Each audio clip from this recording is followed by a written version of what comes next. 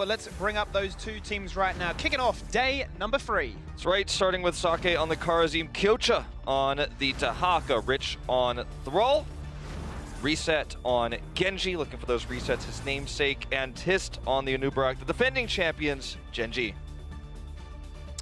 And on the right-hand side, rocking the red colors, it is none other than Luna MEOW with Bui 005 playing the Hanzo, Virgil on Arthas, Kim on ETC, Baked Cheese on Tarunda, and Immortal playing the Sergeant Hammer. So right off the bat there, we have both of the best abilities to connect with that Immortal, with that Tarunda and the Hanzo. But Gen.G say, look, we don't even care about the Immortal, we just want to fight. And that's already been taking place here, 20 seconds in. Yeah, Reset does end up getting caught here, and in fact it's already used a Swift Strike. First blood will go to Luna MEOW.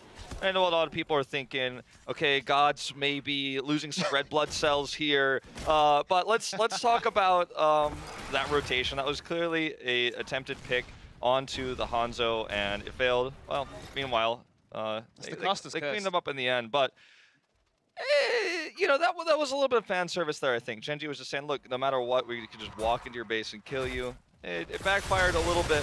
Well, they're not going to take too much of a hit from this. Let's see Rich go for the Crash Lightning. We've seen a bit of a variation, a bit of a 50 split as to whether or not you want that 4-man rotation for the damage, or if you want the Echo of Elements. He is going to have the 4-man on top to try and get those stacks across, but so far Gen.G are getting a sizable push in this bottom lane by taking down one tower. Well, I mean, this is actually a mismatchup in terms of laning for Luna MEOW. I think this is a mistake. They are going to get the very, very low health Thrall in the top lane. Rich goes down to, you know, 10% health, but the damage on the bot lane here is more significant. Like, this is a terrible mismatch, 2v4 down here. And Thrall is also getting Crash Lightning stacks in this lane swap. So Luna MEOW has tried to lane swap Gen.G and get small advantages, but they're actually losing out. Look at the damage done here compared to the top. I mean, even with Sergeant Hammer, this is just not enough. Yeah, and they're providing so much benefit, as you already mentioned there, for the Crash Lightning. Those stacks will be climbing up very, very quickly. The saving grace, quite honestly, though, the Wolf is for Bui. He's actually picked up 14 stacks on that level 1 quest, so he's definitely going to be looking for that power spike very early on into this game. Yeah, that's certainly going to be nice for him, as Reset will clear that healing well. But as we head into this engage here, look at this. There's not enough heal here. The minion wave is too much. That's going to be a kill here. Bui is going to have to retreat. But yeah, the minion wave here means the fort is irrelevant. Now it's dead, and Virgil needs to get back. Sake commits in, but I think they are going to be able to get away safely. Just look how aggressive this 4-man squad is from the side of Gen.G. The Anubarak, the engagement potential, and just how mobile and ready to force those fights both Reset and Sake are. And this is a namesake really for Sake. He loves to play that Karazim. He's brought it out so much. And definitely when there's a meta revolving around the likes of a Deca Cannon and Malfurion, he always reverts back to this. He certainly does, and it's very powerful in terms of dive comps. Gen.G doesn't really run dive anymore. That's not their. That's actually no longer their identity. They play a more passive style. It took a lot of time for them to evolve, and I think the main reason why they're so good at that more passive style now is because Kyocha is actually the offlaner and Rich is a ranged DPS, so it suits them a little bit better that way for passivity. But, you know, in this match, obviously that's kind of turned on its head, where we do have this extremely dive-oriented composition. Now, in terms of the Immortal race, these compositions favor Luna MEOW. They have the Hanzo, they have the Sergeant Hammer, but they need to be able to deal with the follow-up dive. So far, good position here. Tough for Gen.G to find an angle to crack through this. 50-50 on that Immortal race, despite the advantages that Luna MEOW have when it comes to that Immortal race. Here But we that's go. going to be engaged right there before the Unstoppable can even come across. Is Immortal going to be able to get away? Reset with the Swift Strike and the connection there for the kill, but the fight still continues. The Reset looking for 1, looking for 2. He gets it. He jumps away with that cyber agility, and the fight continues. Reset waited so long to use a Swift Strike after the reset because he wanted to guarantee that second kill. He's got another one here too. He wants to use it to get more. Dives in there just to make sure he can guarantee that kill, but he wanted. You could see he was holding it because he wanted to actually perhaps chase in the bot lane after that kill went off. So just showing the greed here in terms of Gen.G was not willing to say, okay, we traded up here. They wanted to get the full wipe. Luna MEOW do escape bottom, deal with that pressure from the minion wave and the shaman camp, finally clean it up. The keep wall is damaged as the first Immortal spawns. Gen.G with a massive advantage in this game in terms of experience, And Luna MEOW, this composition is supposed to control the objective. It's supposed to do damage in lane and hit the towers, but they're just unable to do it. This is like a textbook example of, you know, the two different styles of play that both teams will have to adapt to when you play a map like this. Especially in that first rotation, if the Tyrande and the Hanzo are available, you are most certainly guaranteed to be picking it up. Gen.G said, no, we're going to go for the Genji. We want the engagement potential. We feel like we are the better team from a mechanical standpoint. And you saw what they did. Yeah, you can sit back and let Sergeant Hammer, Hanzo, and Tyrande do their work. But then Gen.G are like, we want to force fights, and boy, did they. Yeah, I mean, that lane mismatch in the early game certainly didn't do Luna MEOW any favors either, so they got a free fort. Now they get the second fort down. So we're just seeing Sake tease them with that jump in. Those resets positioning here, he's ready to jump over the wall as soon as a member gets low. With Sake, missing the power slide here is Kim.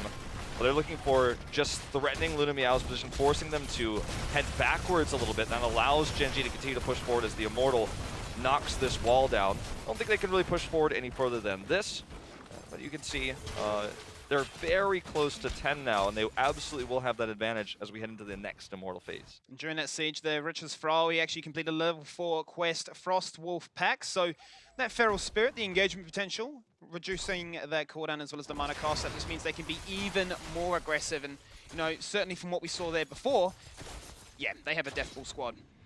Well, Luna MEOW has identified that there are a few members missing down here in the bottom lane, so they know that the top camp's being taken. So they want to actually invade, deny this second camp, and actually guarantee at least they get one of the two camps and take a fight before 10 with a numbers advantage. The rotation down from Sake is coming over. He hearthed home, and Dahaka is a global, so this is still risky for Luna MEOW as 10 is right around the corner. In fact, they are actually just going to leave here after taking that camp. They're not going to continue to push the envelope.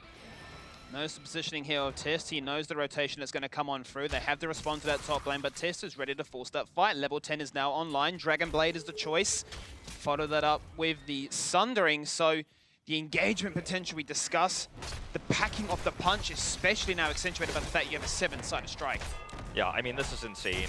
I think X-Strike probably would have been better here, but I don't think better is what Gen.G is looking for. I think they're looking for flashy, or the engage, and you can see that because they have 10, they could just walk up to this keep wall, finish it off. It was damaged earlier by that Shaman camp. And of course, as Luna MEOW rotates down, they leave, but there's no way Luna MEOW could safely soak for 10 before the Immortal spawns. So now Gen.G can leave Sake to attack the Immortal solo while defending 4v5 because of that heroic advantage. And put you in a bit of a situation right now where despite you having 3 fantastic heroes that can try and control this Immortal race, because you are at that disadvantage when it comes to levels and all importantly those heroics, you actually can't put up too much of a fight, and we can see that so far with this first half. Rich is in such a good position too. If they try to come through this choke, he can sunder all of them. So they need to be careful about coming through this area. There's the collapse onto Kim. He's the first target here. Lunar Flare does not connect. Need to be careful about coming through this choke. Again, halftime is finished. Gen.G going to disengage. They were fighting basically 3v5 there in that trade, so ended up losing a decent amount of health. But now there's collapse on this Immortal. They're going to get about an 80% shield.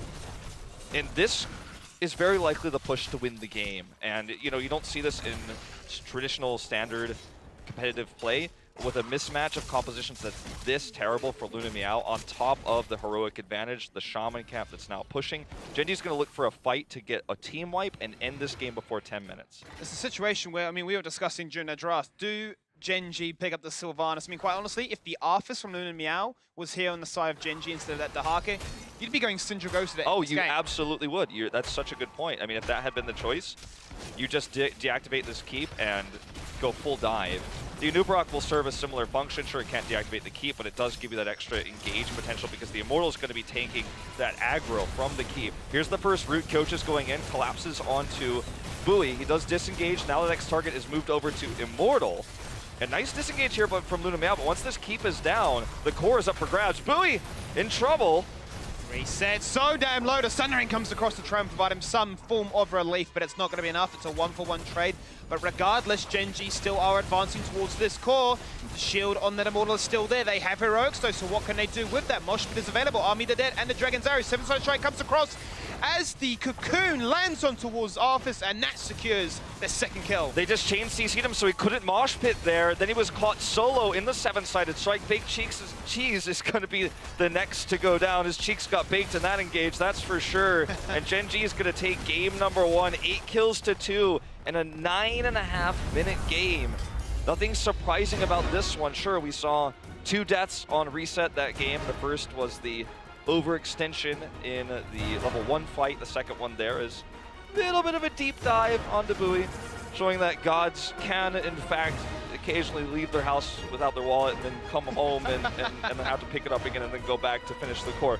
But no, I feel like Gen.G is just showcasing the opposite of what they've shown all tournament long, showing a little bit more flashy, more dive-oriented style, reminding the world that hard engage is how they made a name for themselves in the first few years of this team's existence. In this group stage, it's been passive play, the Sergeant Hammer, the very choking play style that they've been running. But in this case, nope, they played against the Hammer and they crushed it.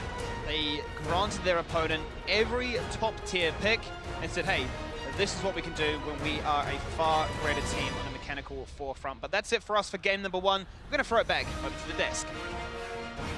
Thank you, gentlemen. Yeah, Gen.G just walked in, punched their time card, put their lunchbox away, and then just got down to business. That was just doing work on Battlefield of Eternity. Another day at the office for Gen.G. I mean, Reset did give us hope with his int at the very beginning. We just dived in and died. I was like, hey, wait a minute. This is something Luna MEOW can maybe pull off, but then the rest happened, and not so much anymore. Yeah, and then it was 10 minutes of brutality. Tetcher, anything to add on that game? Nope, that was seriously just was a classic Gen.G game. They were able to put on quite the show. They had a little bit of fun, and then they were like, okay, this is serious. We are still technically behind Miracle, and just ended the game. Simple as. Yeah, shout-outs, though, to Luna MEOW, because like I said before, the things that we were hoping from them is that they recognize situations where they've already fallen behind and they need to make risky engagements. Right before 10, they went out, they got a camp, but Gen.G gave them nothing there. Honestly, additional thoughts there.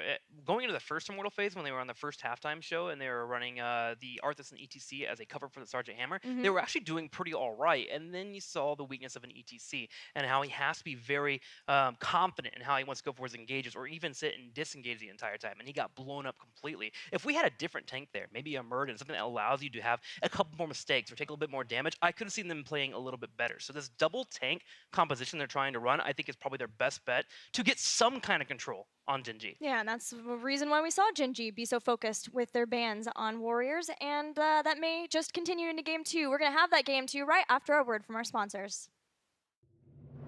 The 2018 HGC Finals are brought to you in part by Republic of Gamers, Corsair, T-Mobile, Samsung SSD, and NVIDIA. So what now can Luna MEOW look to do with this next game, this last game, versus a team that they look up to for trying to learn things from? Ban Gen.G and then turn up the heat like no other. Honestly, that's the way I would have them approach this. Make sure they don't have a ton of mobility on the opposing team, because Gen.G has shown that if they have mobility, they will dissect you, they will pull you apart, and you feel like you can't do anything about it. So take away the Gen.G, and then try to find a kill comp. Screw macro. You're not going to win a macro game against this team. I completely agree. I would just like to see them just embrace the China style here and just go aggressive, because you need to start just getting picks and try and snowball from there, gain an early advantage and run with it. Like you said, you're not going to out macro Gen.G at this stage. I think you need something that gives you confidence, right? That's why I say go for a kill comp. You get those kill or two against good play like Rich or Reset, and you're like, we could do this. You might be lying to yourself, but you get that feeling for a second or two, right? And that's what this team needs. Give them something. And so draft yourself a composition that gives you that chance to be able to get that feeling. It's all about the mental game. It's all about right? the mental game. Tell yourself you could beat anybody, because you can if you play your cards right.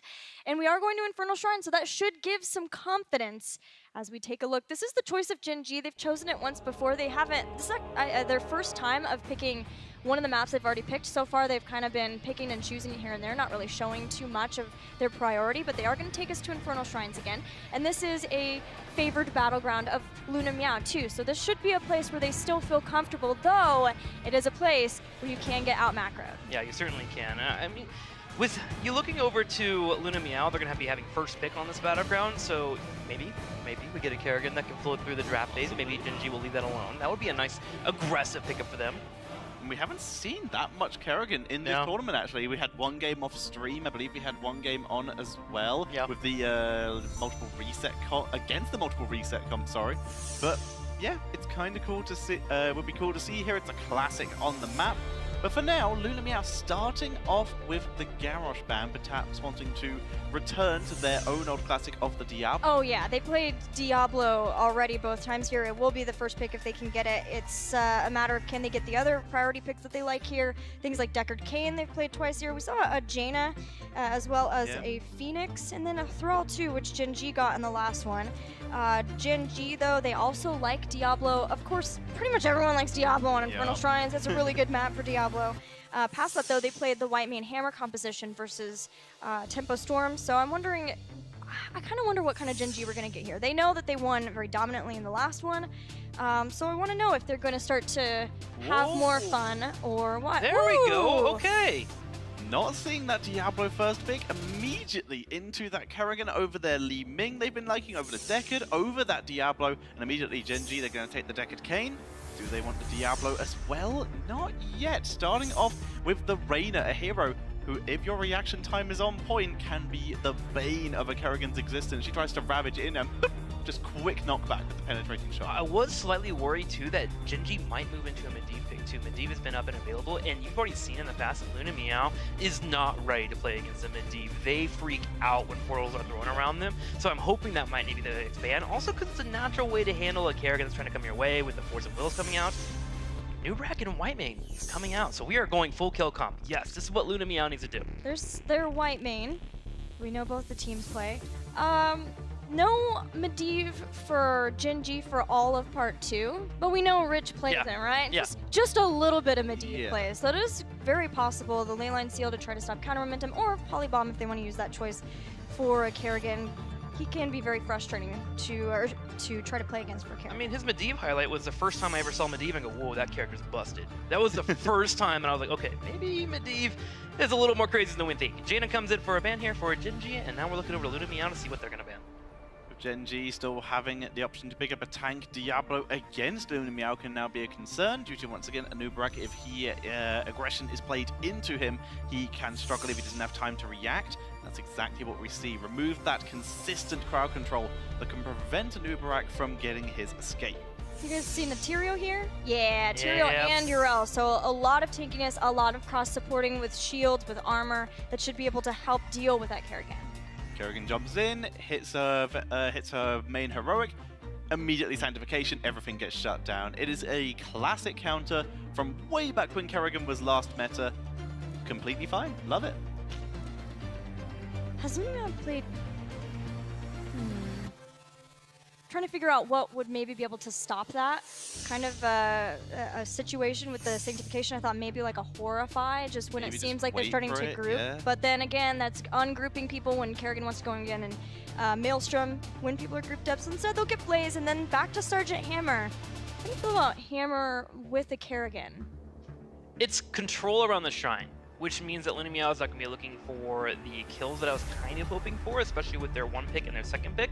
I actually like the line I thought you were going with the Goldan, because the Goldan gives you the corruption stacks. The Bell Flame's immediately off of a Kerrigan combo if you're able to follow that up. Sets her up for her rep. Yeah. The perfect choice is I would love to have a Jaina, but obviously that was banned out. So some kind of mage, some kind of burst immediately afterwards. Heck, even a Greymane would have been nice here. But that final pick up there for Luna MEOW makes me believe, okay, we think we can actually go toe-to-toe in controlling the shrine, and if they overstep, we have a chance to punish now. I'm just fascinated with the braveness of playing Sergeant Hammer into Rich twice. But in this case, like you said, it is a lot of control. They do have the ability to use the bunker to try and maybe wait out the sanctification once it's popped, but they need to bait it out without having to burn the Maelstrom, without having to burn the Scarlet Aegis, etc. They have got to be patient, and they've got to be controlling in these fights. That's another good point. Sergeant Hammer naturally can kind of just sit in the back and kind of just do her own thing. So now you can focus all your attention for the rest of your teammates on top of that Kerrigan. Make sure that White Mane steps up, gets off the Aegis you were mentioning, the bunker. That's actually a really good point there. So this Sergeant Hammer suddenly just becomes this, hey, you're back here doing things, let's focus on this 4-man. Maybe able to get some sieging damage done from that more so too, to try to keep them in the macro game. But I think that there's going to be problems with that Junkrat pick that just came in now, because Junkrat is so good, especially post 13, at being able to prep waves. So even once you get a Punisher in one lane, then he's prepping another one, and you just make a quick rotation up there. I don't know if Luna MEOW is going to be ready for how swift those rotations can come in. Yeah, Junkrat is definitely a troublemaker, even in the case of when you time your Aegis, right? You drop at the Riptire, and it's dancing around the bunker. bunker, you're waiting for him to jump out the Exactly. bunker, you want to punish him, but suddenly you hold it for a second longer, now you've wasted your Aegis, your Yeah. big heal, and then the damage comes afterwards. Junkrat, he is definitely the troublemaker here for Gen.G, and he's the one that's going to really change everything about Luna MEOW. Well, Luna MEOW is bringing in the Kerrigan, the big guns for Game 2 versus Gen.G. Let's see how it works out. Well, Gen.G have woken up with some big guns of their own. They've come into this game and thought, okay, sub 10 minutes, not too bad to start your day off with. How about day number 2? Or how about game number 2 even there, Wolf? Well, I mean, day number 2 went pretty well for them. As we move into day 3, they want to keep the win rate going. They did bleed a little bit of their perfect record out onto Team Liquid yesterday, Yeah. but I think that today they're looking to end up in second place behind Miracle, worst case scenario. So, you know, when you look at these drafts, the Sergeant Hammer's the big glaring mistake I think Luna MEOW made. Just pulling that one out against Gen.G was always going to draft the Junkrat, always going to have that extra threat. It's really rough, you know, it's got anti-synergy with the Kerrigan as well. And I just really feel like Luna MEOW is kind of grasping at straws here. Like, when you look at what Blaze does as well, he's so anti-burst damage, he's so anti, you know, preventing hard engage. When we look at Gen.G, they don't have hard engage. They're playing the more stable style we talked about in Game 1 like they normally did, you know. That's why Game 1 was an anomaly, because they actually played dive. Bunker doesn't do much for you against sustained damage that will just instantly delete the bunker, and then the damage keeps coming, you know. And it's going to be a tough one, shall we say, here for Luna MEOW. I don't know if Junkrat's power spikes and his ability to play like as a semi-global hero will even come into play. I don't know if this game will last that long. It's an interesting point, right? Because I've been discussing it on the desk at great lengths in terms of in the minor regions, how it's very tough to really draft in a certain fashion. The identity, sure, you might know that you're aggressive, but then the latter half can sometimes be a little bit disjointed. I know the desk had some great points to discuss about the Sergeant Hammer. I would prefer to have seen something a little bit more just to continue that identity. If we want to be aggressive, because we have the Kerrigan, we have the Blaze, we have the Anubrak, who can get in there as well? Like, say, for example, the Phoenix. I mean, I know Jaina was banned away, and that's a hero that they love to play at great lengths, and that'll do great things against here for Gen.G, but you know, the Phoenix would have done some fantastic work as well. Yeah, I think there's a lot of different ways they could have drafted to the strengths of this. You know, like any other safe damage with more mobility. Like, even a Grey main, I think, would probably be better here to have that finishing power to kill a Junkrat, to kill a Rainer. Pre-10, right? When Kerrigan gets a combo. Sure. If you, right now, with what we're looking at, Kerrigan stuns someone pre-10, gets the combo off, and then Sergeant Hammer's not in range to hit them, and then even if she is, she does a little bit of damage, but by that time, it's like you've already missed your window from the stun combo. You have to have reliable damage follow-up for a Kerrigan in order to get the full value. They're going to look for an invade here. As you can see, Kerrigan combo goes off, Sergeant Hammer's hitting Rich, but the engage for Kim here is enough to kill him. Will this be a trade? Bowie jumped on here by Tist, and it does work out in this case.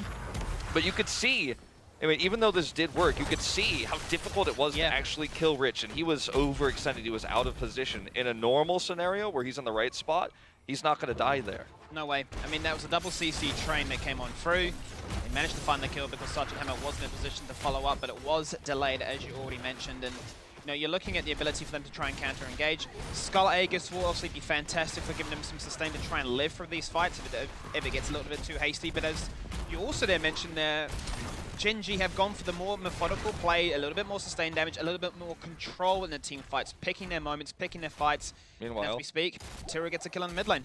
Yeah, well, Kerrigan's in the off lane soaking in mid and ends up getting picked off here. Not entirely sure what happened there. Probably used her Ravages to try to clear minions. Did not realize Rich was nearby and had no escape. I'm guessing that's what happened. We'll never know the truth, but Shrine's up in 20 seconds. And when this fight, if this fight goes Luna MEOW's way, if they can actually control this using CC, getting Sergeant Hammer in a position to do consistent damage, having that same dive we just saw under Rich with Yanubrak, the coordination from Kim, then I think they've got a shot at this game. But if this goes poorly, the scaling for Gen.G is always going to be better the longer the game goes on. So Luna MEOW, I think, basically is a must-win Shrine for them. But because they lost Kerrigan, they're not even going to try. They're not even going to try. Which really puts them in a bad spot. You can see what the desk were once again saying in terms of these vents on the left-hand side, or left and right-hand side, exactly where Kim just got trapped in. That's where you want to ideally be posturing the Sergeant Hammer just to poke from far. They try and engage. Hang on a minute, we got all this engaged behind us like in a new break, and you can see him going straight in like this. CC after CC. There's one, there's two. Is Bowie going to jump in there with the combo? Yes, he is. The combo lands onto one, but it's not the priority target that you're after. And just like that, because nobody can get taken on down, Wolf, this is exactly what you were saying. Oh man, and look at all the extra damage coming out now from Rich. You basically, if you don't get a kill with that, you put yourself in auto attack range of a Rainer and a Junkrat who's going to then CC you. There's the chasing kill there for Reset, does grab the hammer. Concussion mine nonetheless. Yes, and this comp that Gen.G's draft almost counters what Luna MEOW is doing. They didn't try to take a positional advantage in those vents. They didn't try to set up Kerrigan with the vision advantage to where Gen.G would have to step over the boundaries to then potentially be comboed and get cut off. They soaked instead, and it does not end up working out for them. Kyocha just diving in to follow up that Immortal look to try and get some kills, and kills they will find as Kerrigan falls on down to the floor. This fall is going to take so much damage. It's definitely going to fall on down. And as you say, with that first Punisher working in favor for Gen.G, it's a very Snowball-esque style, very similar to what we saw in Battlefield of Eternity. The scaling is going to get out of hand. Gen.G will hit 10, and we're going to see a game that is going to be completely dominated as a result. Yeah. I mean, it's not going to be as... This Battleground doesn't snowball as much, especially with the comp that Gen.G is running. They don't have massive kill potential, right? So they can't just dive a fort and kill everyone. They're playing a more passive style. So it'll take a little bit longer, right? So that gives Luna MEOW, if they don't get too far behind after this next Immortal phase, they can catch up, they can get 10, they can make some combos work like this. Rich, very, very low, very far forward. Any other DPS would have killed him there, but he survives, and this is exactly what I'm talking about. Yeah. He was totally out of position, he was totally caught by the Kerrigan combo, but this comp, it has anti-synergy. This is not how you're gonna kill someone who just literally walks forward. Rich is like, I'm a tank, I'm the front line, watch out. And we've seen Rich do this actually throughout a lot of different series where he's even played the Sergeant Hammer. He's just hovering in stealth form, and he actually is chasing people down out of siege form, like not the way Sergeant Hammer is now being completely redesigned to work. Oh, That's no. a beautiful concussion mine. The cleanse is delayed. Is it going to buy him enough time? They have members chasing him down with the Eldrune Smite, as well as that Swift Smite speed boost. There's not really much you can do. Yeah, the speed boost is what helps guarantee the kill. It's just, if you have a hammer, you can't chase and get that last hit. You have a Phoenix, he can warp forward, or at least warp at an angle to the side where he's still safe but can hit that last auto attack. Yep. You get that kill. No one's questioning Sergeant Hammer's damage output while Rich is in range, but after the combo's done, with Deckard Cain giving him potions and shields, he lives. And now 10's up for Gen.G, and they're just forcing down a fort. With Raynor, you can do this with Inspire. He does a ton of damage, and when you're already there, you might as well just clear a keep and head out. Luna MEOW can't contest because they don't have those heroics. I mean, look at the heroics that they're going to get. Not even one of them allows for hard engage. I mean, Maelstrom will make it easier for Kerrigan to stick around in a fight, but she doesn't have a support that can necessarily give her the protection against CC that she needs to actually win a fight like that. So there's not much of a saving grace with this composition post-10. Even the bunker, like we talked about before, against this comp, is not going to save you. In fact, it could be a liability against concussive mines.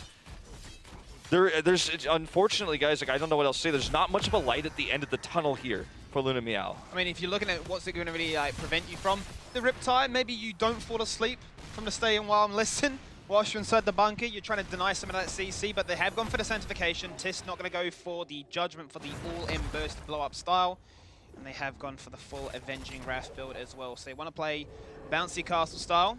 They want to get that armor buff up as consistently as possible, just giving them as many tools to make sure that they survive the onslaught, the burst that might come out. Okay, look, Sanctification here is why Rich knew he was never in danger for a second. Now we see the rotation up from Kyocha, and meanwhile Reset's not even interested. He's finally making the rotation up, so this is a 5v4 fight. Luna MEOW tries to take the Ultralisk even here committed in this battle. But the Sanctification meant that Rich knew he could stand there. He knew he could, you know, pepper out that extra damage. Luna MEOW will take control of the Shrine for a brief moment. And this is actually their best opportunity of taking a fight right here, right now. They have the BFG for that extra burst that wasn't there before. I guess that's the only real spike they get at 10. But look at the trade of ultimates. It was 4 ultimates from Luna MEOW, only 1 from Gen.G. That was the Sanctification. Gen.G have such a huge advantage, and they're staying well and listening on to 4 members. The BFG is going to come across, but is it going to do much? Quite honestly, no. 1 kill goes across. They're going to try and look to bake cheese and put him in the oven, but he stays alive. He uses the Inquisition to try and top up his team. Kyocha wants it. Kyocha wants it. He's chasing on down. The grenades are coming from downtown, and Baked Cheese manages to survive, but the same may not be the fate for Bowie 05. You made the point right before the fight happened that all heroics were traded for a Sank, and then Gen.G utilized what they had remaining to set up the combo. It was the stay a while and listen right into Rich running into the backline before the awakenings of those sleeping members of Luna MEOW happened. Rich was basically on the other side of them. There was no way out. There was no escape. The wave was pushed. And then you see the Riptire come out, finishing off White Mane. I mean, she lived for a brief moment afterwards there, but Gen.G now have the 13 advantage. They will get the free Immortal, and they're even going to invade the Shaman camp at the top. As, you know, Virgil's doing what he can. He's going to look for a counter camp bottom. Luna MEOW is going to do the same, but Bowie caught alone. Commits in. He tried to build up that shield, he tried to get the combo to try and survive, but yeah, the full commit there with the Ultralisk. A little bit baffling, but nonetheless, this is the most amount of macro pressure you can develop with this Arcane Punisher. Arguably the most annoying to face, bolstered now by a minion wave right there, and also you're going to have that Shaman camp. This Wolf is looking like we're going for keeps again. I mean, this actually, you know, again, with this composition, it's not necessarily a one where you can make a core call because you don't have that dive potential. You don't have the ability to use the objective to tank keep shots to get kills to secure the win. So Luna MEOW just needs to be prepared to set up for a Kerrigan combo and then that follow-up damage with the BFG. That's the only way they kill somebody, but Kim is already caught. Rooted here. Lens is very late. Aegis.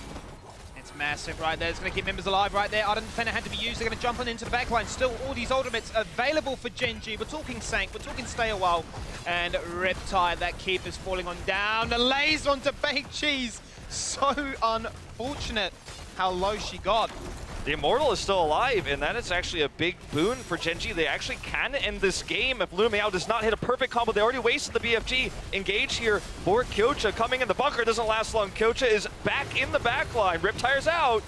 Bunker goes across, it's not going to achieve too much. Two members fallen down right there as the Sanctification overlapping there with the Riptire, and kills go across the board. 1, 2, 3. How about a fourth? And maybe the full team wipe. What do we expect coming out of Gen.G? We expected this dominating performance. We expected back-to-back 10-minute victories, and that's exactly what they delivered. 14 kills to 1 in the final map. It's a tragic group stage here for Luna MEOW. Low expectations across the board for fans internationally, given their international results thus far this year. And we look at a world where they may end with a winless record in this group stage. And it's just rough when you fight the defending champions like this. You feel like there's almost no chance. In terms of making the gods bleed, the sharpness level here is just not quite at the level of Dignitas or Miracle. Yeah, definitely no diamond in the rough. They need to go back to that blacksmith and look to try and pick up some new strategies, some new abilities, and some new ideas. But nonetheless, Luna MEOW going out 2-0 to Gen.G in the very first opening match here of day number 3. And you know, Gen.G, that's a good way for them to warm up because, you know, coming into the latter stages of this, they're going to be looking to try and see, especially what's coming up next, how Miracle perform against Tempo Storm, because, you know, that's going to force potentially what could be a tiebreaker. Certainly so. Well, that's going to wrap up this series for us. We're going to throw it over to Kevin Johnson on the floor, who's got an interview. That's right, guys. I'm standing here with Assassin player from Gen.G. This is Rich. You all know him. You all love his play. Congratulations, Rich. You guys advanced to BlizzCon. Wonderful play here in the group stage. How do you feel about your team's performance so far over the last few days? 이번에 블리즈컨에 들어가게 되었는데 소감이 어떠세요? 블리즈컨에 와게 돼서 정말 기쁘고 지금 조별리그 그룹 스테이지 성적이 그렇게 좋진 않아요. 그래가지고 더 좋게 만들 수 있도록 노력하겠습니다. First of all, he's very honored and glad that he made it to the BlizzCon. And then personally, he's not super satisfied with his results for the group stage. So he'll make sure to keep the score as high enough to be happy enough for the BlizzCon. Understood. You know what? In that regard, I want to ask you a question about yesterday's loss to Team Liquid. I know it happened off stream, so we didn't get a chance to show it on stream or to cast those games. But what do you attribute that loss to? Was there something about that game in particular that caught you off guard? How have you processed that in particular? 어제 리퀴드 경기와 관해서 한 번 진 적 있잖아요. 어떤 연유로 지게 됐고 거기에 대해서 혹시 한 말씀이나 소감 같은 거 있나요? 저희가 지게 된 이유라고 하면은 좀 뱀픽적인 부분도 있었고 저랑 리셋 형이 포지션을 바꿔서 레이너랑 정크렛을 서로 바꿔서 해서 진 것도 있어요. 그리고 류럽이 정말 잘해진 것 같아요. So he pointed out the two things. One thing is it's not super well. The band pick was not well made in the very beginning, and then obviously Team Liquid did good on the play in the game. That's the main reason for the loss. Understand. All right, so you have a week to prepare for BlizzCon. How do you plan to spend that time? Is it more scrims, a little bit of relaxation? How do you prepare for the big stage? 이제 블리즈컨 앞까지 어떻게 준비를 하고 어떻게 시간을 보낼 계획이신가요? 아마 대부분의 시간은 연습이 될 것 같고 저희 팀 관계자분들이랑 맛있는 걸 한번 먹기로 해가지고 그게 정말 기대되는 것 같아요. So he's gonna spend most of the time relaxing and then looking forward to have some good foods. That's probably how he's gonna spend some time. All right, well, thanks again. I'm going to let you get back to it. Congratulations, Rich. We can't wait to see you at BlizzCon. I know you've got a few more games here as well, but thanks so much and congratulations. All right, that's it from us. Back over to you guys. Thank you, Kevin. Always nice to hear from Rich, who is a very awesome opponent to get to play against, a very awesome player in general.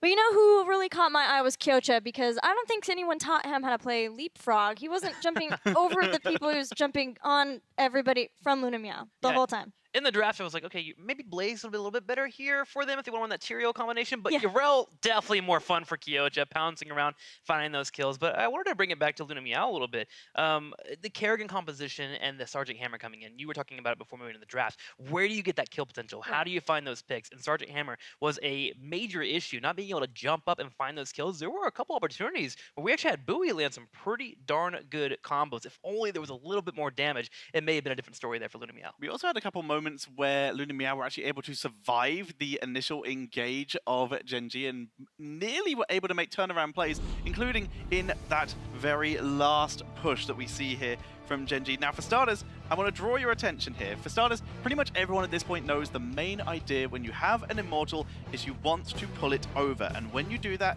you want someone who has unstoppable frames, so they do not get stunned by the Immortal. In this case, this should be Kim. He has Burrow Charges off cooldown.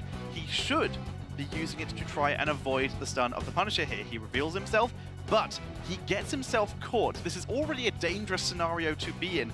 Baked Cheese is here. He has the potential for the cleanse here. But you can see Kyocha, as Gilly mentioned earlier, has already done a hell of a dive to get in here and has battered Anub'arak away from Baked Cheese to avoid it. But a cleanse just in time for the Burrow Charge with the Aegis right on the back. This is some insane reactionary play, just able to dodge the Scroll of Seeding to put themselves in this scenario that allows them to pull back. And another saving grace, as you can see, just flying in here. I'm just going to pull it back here. Just flying in at the top of your screen here is Reset, arriving a little bit late to the fight, meaning that a lot of that damage was missing. But this was a scenario where you do see Luna MEOW pulling back, they are healing up a little bit, and this very nearly allows them to make the turnaround play. But Gen.G were just a bit too good here. Yeah, there were a couple of picks that we saw, or I guess the one pick that was earlier on, and with the Kerrigan, you can look to get those, but wanting to have the follow-up damage of Sergeant Hammer, the big deal, the big burst is going to come from BFG, and my concern was you can't wait till 10 versus Gen.G, because Gen.G are the best at snowballing. They snowball so easily. I mean, we were at 9.5 to 8 at one point in the game as they were trying to move towards that level 10, and that's when we had that statement of, like, you cannot wait to have Gen.G fall behind you, or even see even on levels. They are going to push every advantage they can, and they will constantly walk forward. And so you have to contest them on every single point when it comes to that. So yeah, I totally agree with you. That's one of the reasons why Sergeant Hammer just didn't work out there. Another thing too for Kim on that replay that you're pointing out, the reason why he was jumped on so early was because he wasn't paying attention to his opponents. His opponents broke down the sidewall. And as a main tank, you have to pay attention to your surroundings of your teammates, but also what your opponents are doing. When that sidewall came down, that was a free jump for the Punisher. Yeah, you got to know when you have vision. His ability's been flying in. He should have known it was coming in, but instead his reactions were a little bit too slow. He moved a bit too far forward there. Yeah, and the deal is with Gen.G is there are punishable moments, even when they're not playing as hyper-aggressive as they were playing in the match versus Luna MEOW. And those are tending to be in the early game, because I feel like they want to start snowballing as fast as possible. So there are times when you can catch people being a little bit too aggressive. And if you keep a game even with them, like Miracle did, that's one of the big reasons why Miracle was able to get the success they did in the league play twice versus Gen.G. And talking about Miracle, they're going to be in our next match, and they're going up against NA's team Tempo Storm. Stay tuned for more on the HGC Finals. MEOW have when it comes to the Immortal race. But Here we it's going go. to be engaged right there before the Unstoppable can even come across. Is Immortal going to be able to get away? Reset with the Swift Strike and the connection there for the kill, but the fight still continues. The Reset looking for one, looking for two. He gets it. He jumps away with that cyber agility, and the fight continues. Reset waited so long to use a Swift Strike after the reset because he wanted to guarantee that second kill. He's got another one here too. He wants to use it to get more down. The core is up for grabs. Bowie in trouble. Reset so damn low. The Sundering comes across to try and provide him some form of relief, but it's not going to be enough. It's a one-for-one trade. But regardless, Gen.G still are advancing towards this core. Shield on that Immortal is still there. They have Heroics though, so what can they do with that? Mosh Pit is available. Army the Dead and the Dragon's Arrow. Seven Side Strike comes across as the Cocoon lands on towards Arthas, and that secures their second kill. They just chain CC'd him so he couldn't mosh pit there. Then he was caught solo in the seven-sided strike. Baked Cheese is going to be the next to go down. The only real spike they get at 10. But look at the trade of ultimates. It was 4 ultimates from Luna MEOW, only 1 from Gen.G. That was the sanctification. Gen.G have such a huge advantage, and they're staying well. Listen on to 4 members. The BMG is going to come across, but is it going to do much? Quite honestly, no. 1 kill goes across. They're going to try and look to bake Cheese and put him in the oven, but he stays alive. He uses the Inquisition to try and top up his team. Kyoto wants it. Kyoto wants it. He's chasing on down. The grenades are coming from downtown, and Baked Cheese manages to survive, but the same may not be the fate for BO5. Can end this game if Luna MEOW does not hit a perfect combo. They already wasted the BFG. Engage here for Kyocha. Coming in the bunker doesn't last long. Kyocha is back in the back line. Riptire's out. Bunker goes across. It's not going to achieve too much. 2 members falling down right there as the sanctification overlapping there with the Riptire, and kills go across the board. 1, 2, 3. How about a 4th and maybe the full